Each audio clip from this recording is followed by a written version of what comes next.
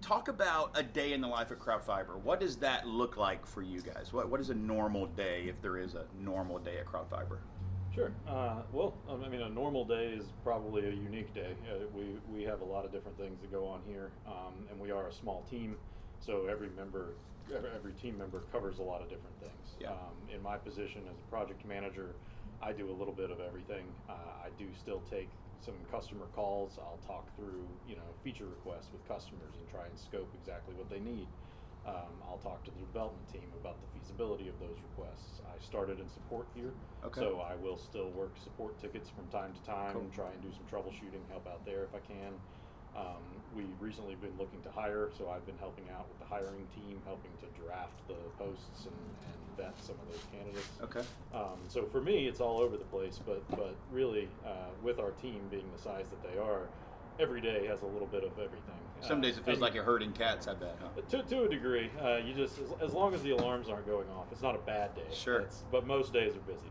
Yeah, and today you've got HVAC problems going in a home, so you got to manage that project too. Right, but Nice. Fortunately, there's a lot of flexibility in this job. So Cool. if I have to step away for a phone call, Sure, it's not a big problem. Yeah, cool. Yeah. How long have you been with CrowdFiber?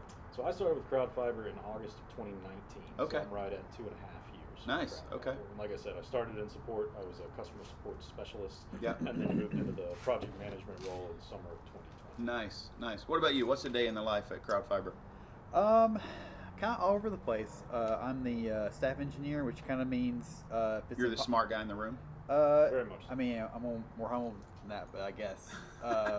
But if there's an impossible task, I'm usually the person they send in to work on. The impossible task. The impossible task, something Nice. else that nobody, like, either it's been passed around a few times and nobody can figure it out, or if it's just so big that I just need somebody to look at it and break it into basically composable pieces to work on. So there's that, and help Ellery, our CTO, with ops. So if there's an operations issue with a server, I'll work on that, and that's just kind of random. There's not really any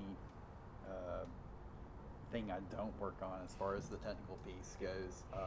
One thing that I help do is lead code reviews. So all of our code gets looked at for correctness and ensures it does what the developer says it does. Yeah. And I help. I check the code and ensure it does what it's supposed to do. QA and QC. Yeah, that kind of thing. Kind of everything technical. Jumping in on urgent support Jumping in on problems, urgent- answering technical And being questions. software as a service, everything's technical at the end of the day, right? Yeah. To some degree. Yeah. So you've been with CrowdFiber for a while. You're relatively new compared to that. But what's changed? What's changed at CrowdFiber? Good, bad, hopefully good. But what's the positive things that you think about when you think about the change? Maybe it's the NRTC marriage. What comes to mind? Sure. Well, internally, I can say one thing that I've seen change over the last couple of years is communication. A team as small as ours, it's very important to communicate well because there are a lot of handoffs. There's a lot of passing things around if need be. There's a lot of helping pick up each other's slack. And that trusting goes in that's all going to be directions. done, yeah. Exactly. And so I do think that we have done a much better job of coordinating and communicating to making sure that we stay on the same page about priorities. At least we're trying to have nobody work in isolation, Yeah. so that you do know what's going on. That's a big part of my position, really, is making sure I'm aware of everything each developer has on their plate. Mhm. So if something urgent comes in from CS, I know where to put it and how to allocate attention to try and keep things moving. So internally, to me, the biggest thing that would jump out would probably be communication. Jim, that I think you guys talked to, he was a big part of that in consulting with us. He's done a lot of work towards getting the team to open up and talk and get on the same page. He's the CrowdFiber therapist. In a sense, Yeah. in a pretty real sense. Right, yeah. So he's definitely been helpful for that, and that's been really great. And so with NRTC, after the merger, it's been fun because we definitely do. CrowdFiber was always very customer focused and talk to our customers and listen to our customers, but now especially the amount of communication that goes on about what's best for the member and the member focus. That's central to our core, right? That being backed from the top down Mm-hmm. makes it very easy to lean into that spirit. Yeah. You know, it's tough if you have one group of people telling you to think that way, but then you have a boss saying, well, it's about the bottom dollar. Sure. You know, don't do that, do this, you know. Yeah, sure. There's been a lot of unity on that front, that the members come first. The members are why we all have jobs anyway. Yeah. So put the members' interest at heart, Mhm. and that's been a good change to see. Our members are the reason for our being. Right. Yeah. That's the line. Right? That's the So, line, yeah. But it's apt. And it's the way we operate. It's a good line. It's an accurate line. So Mhm. I definitely have liked seeing that shift. Yeah, cool. So we're really aligned. The cultures are very well aligned, it sounds like. A lot of new customers since the NRTC acquisition. I Yeah, I Yeah. think what last year was a sales record, wasn't it? believe so. Yeah. Nice. So Cool. definitely That's a good problem to have, right? It's a very good problem to have. A lot more people to make happy. Yeah, sure. Which it's challenging, but at the end of the day, it's a great feeling to know that you make an impact on so many people. Yeah. Being from a rural area, it's really cool to know that you're making an impact on the place you live. Yeah, So that's a really real meaningful impact. Yeah, Yeah. that's great. So, as you guys think about the way our members talk and think about CrowdFiber, or even prospective customers of CrowdFiber, what's something that you wish they knew about CrowdFiber that seems to get lost, or maybe it seems to get easily confused? Or what's the thing, if you could say, man, if I could leave you with one thing about CrowdFiber, the thing that jumps out at me the most is this. What is that for you? So one thing that I don't see a lot of is, I would say most of our clients don't truly utilize most of our features. Okay.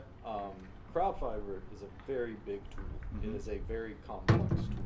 Mm-hmm. You can do a lot of things related to mapping and addressing, but you can do things related to marketing, email, direct mail.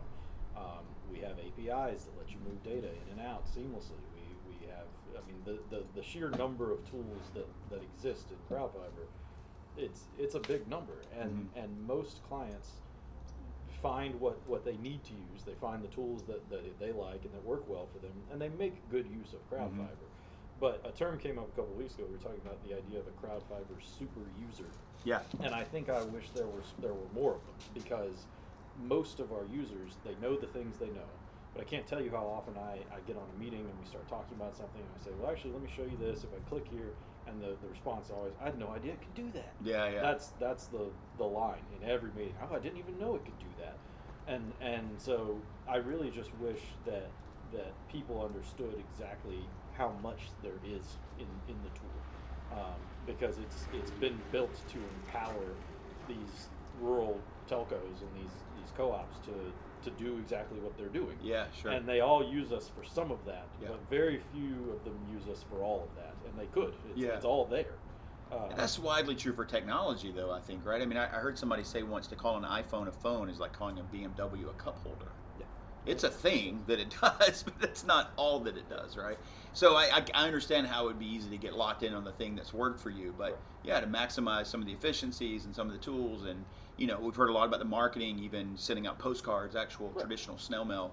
I can see where that would get lost. It's a software product, so it would be a difficult transition to think. It could also help me with snail mail type marketing, but it's great to know that it does. Yeah. What would you say? What's the thing that seems to jump out at you, that if you could leave somebody with one thing about CrowdFiber that often gets overlooked? Well, I just don't. I mean, I want to echo kind of the same things that Josh has said.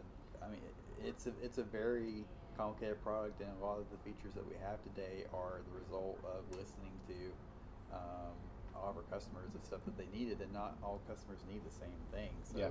that's kind of one reason why like one customer may not know that they can do X or Y, but they may not know that they need to know how to use it. But another thing too is that I don't think a lot of people realize that we're such a small team doing what we're doing. It's ridiculous almost what we've been able to accomplish over the several years to get this far, to have so much product and so many customers. That it's really only where are we at now? As far as The count, well, I can't keep up with it. I'm not sure. it's like there's Ellery and I and Chris, and then Drew's doing some dev work. There's not really a lot of devs, and then who's in sales? I mean, internally just Bailey, and then NRTC sales coordinates So as well. I mean, we do a lot with not A small number of people. Small number of people. We're trying to fix that, but we do a lot for for how big we are, for how small we are. So it's just, I don't think a lot of people realize that it's just a really neat thing, but we like to be able to do more. Yeah. And make our product even better. And we have a new hire this week, so that's really cool.